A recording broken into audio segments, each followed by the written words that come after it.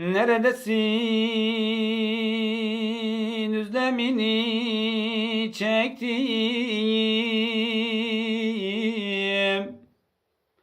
Ya sen gel ya da ben sana geleyim. Hasretinden öldüm dirildim. Ya sen gel ya da ben sana geleyim.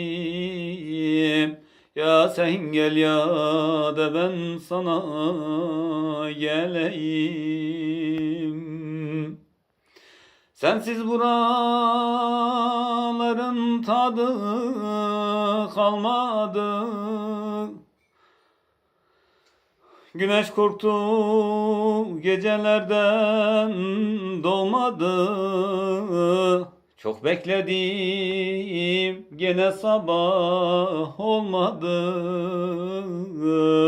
Ya sen gel ya da ben sana geleyim.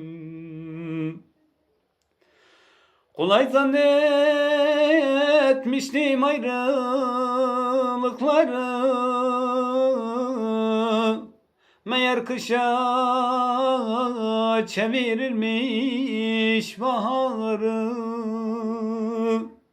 Tahammülüm bitti kalmadı gayrı.